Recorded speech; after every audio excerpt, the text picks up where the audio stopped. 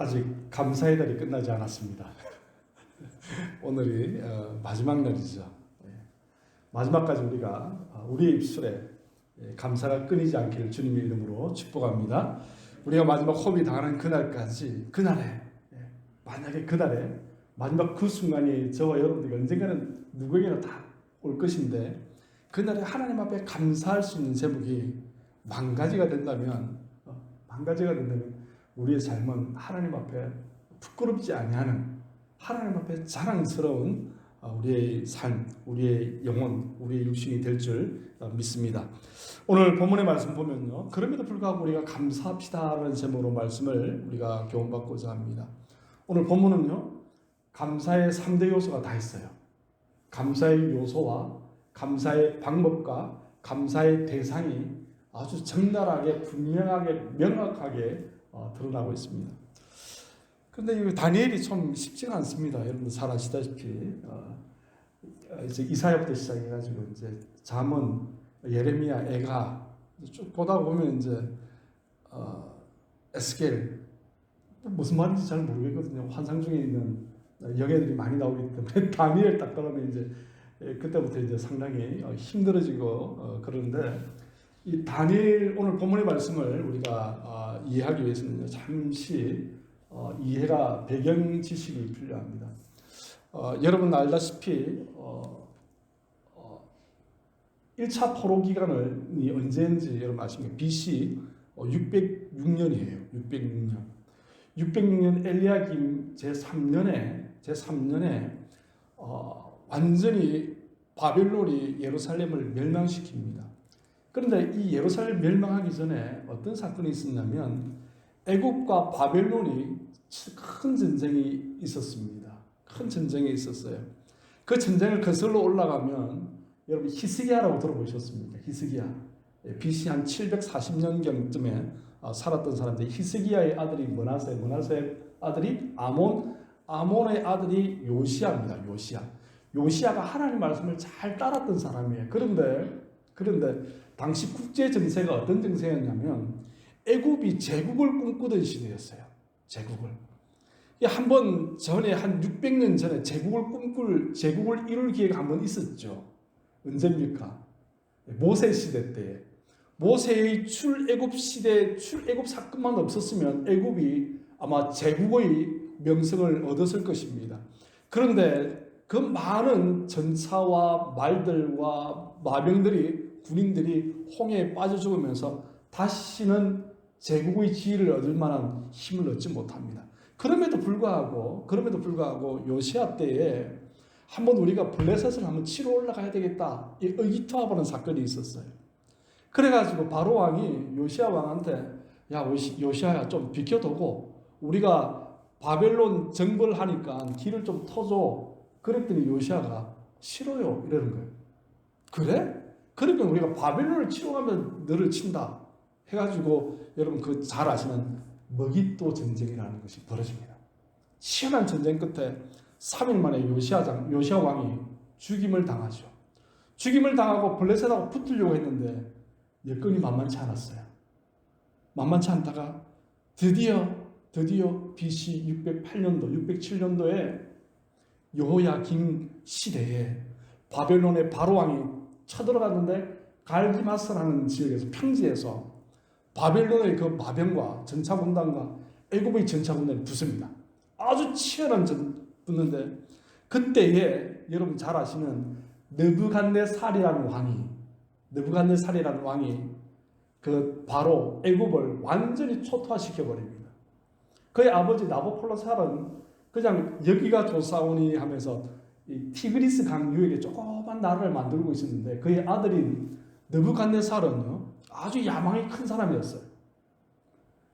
그래서 이 갈기마스 전투에서 애굽 나라를, 이집트를 완전히 망하게 전멸시키고, 화가 덜 풀렸는지 돌아가는 길에, 야 예루살렘 유다 저 한번 밟고 가자, 한 입도 안 되는 유다 땅 한번 밟고 가자 이래가지고 유다 땅에 와가지고 1차 포로를 끌고 갑니다. 그때가 BC 606년 엘리야김 왕 시대.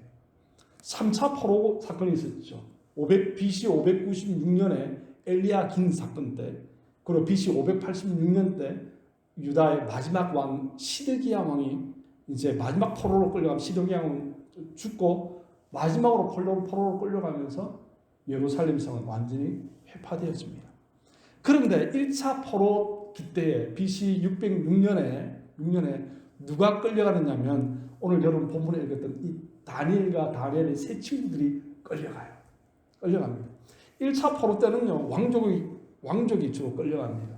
2차 포로 때는요, BC 596년 때에는 주로 기술자들 중심으로 끌고 갑니다. 석공들, 철공들, 그릇 만드는 사람들, 어떤 기술이 있는 사람들. 3차 BC 586년 때는요, 그냥 몸이 상한 사람은 다 데려갑니다. 그러니까 예루살렘에 남아있는 사람이면 노약자들, 힘없는 어린 아이들, 몸에 이게 온전치 않은 분들만 남아있게 됩니다. 그러니까 나라가 아닌 거예요. 완전히 멸망되어지는 것이죠. 그러한 때에 이 바빌론에 끌려갔던 1차 시대에 끌려갔던 이 다니엘이 오늘 본문에 보니까 벨사사를 마지막으로 누가 옵니까? 다리오 왕 때에 다니엘이 다시 한 번 더 총독 자리를 차지하는 것을 보게 됩니다. 아마 1차 때 포로로 끌려갈 때 다윗은 한 10대 초반 정도였을 것으로 예상되어집니다. 그러니까 포로기 때 70년이 지난 후에 어떻게 되죠? 다니엘이 또 총독의 자리에 이르는 거예요. 그러니까 아수르가 멸망하게 된 이유가 민족 말살 정책입니다. 아수르 민족이 가는 곳은 아무도 남아있는 것이 없어요. 바벨론은 어떤 정책을 펴입니까? 중앙 집권적인 정책을 펴입니다. 가는 곳에 나라를 완전히 초토화시키고 유용한 인재들만 바벨론으로 끌고 오는 거예요. 반면 페르시아는요, 바사라고도 하는, 성경에는 바사 나라라고 말하죠. 이 페르시아는 어떤 정책을 펴냐면 지방 분권 정책을 펴니다.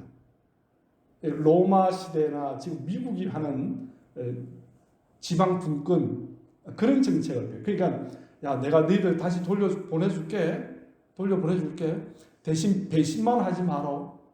대신 세금을 잘 내고 반역만 안 하면 너를 살려준다. 너희들 자치권도 인정해주고 너희 종교도 내가 인정해줄게. 그러는 거예요. 그래서 여러분, 고레스 원년에 벨사살 왕이 마지막으로 고레스에게 죽임을 당하고 페르시아 제국을 세우는 고레스 원년에 어떻게 합니까? 사람들을 포로를 돌려보내죠. 그래서 유다 민족이 1차 포로기한, 2차 포로기한, 3차 포로기한이 이루어지는 이유가 바로 거기에 있습니다. 더 나아가서요, 오늘 본문의 내용을 좀 더 이해하기 위해서는요, 지방 분권 정책을 펴다 보니까 오늘 본문의 1절, 2절 말씀 보니까 이 다리오 왕이 지방에 몇 명의 리더를 세웁니까? 120명의 리더를 세우는 것을 보게 됩니다. 1절 말씀 보니까 다리오가 자기 뜻대로 고관 120명을 세워 전국을 통치하게 하고 이렇게 나오죠. 이 다리오가요, 여러분 고레스의 삼촌입니다. 고레스의 삼촌. 고레스 다음에 캄비사스 2세 자기 아들이 왕위를 이어받죠. 그 다음에 다리오, 고레스의 친구인 다리오가, 친구 겸 충신이었던 다리오가 3대 왕이 되어지는데요. 이 다리오가 오늘 본문에 나오는 다리오가 아니고, 이 다리오는요, 고레스 왕의 삼촌이에요. 나이가 좀 많아요. 그래서 이 다리오가 아주 지혜가 있었던 것으로 보여집니다. 리더 120명을 세워서 지방 분권을 하는 거예요. 지방 분권화를 하는 거예요. 그러다 보니까 지방 분권화가 되면 어떤 현상이 생깁니까? 왕의 힘이 약해지겠죠. 그죠? 약해지는 그 타이밍에 오늘 본문의 내용이 딱 나오는 거예요. 다리오가 다니엘을 세우려고, 다니엘을 3명의 총리 가운데 제1, 어떤 데는 총리를 세우려고 했는데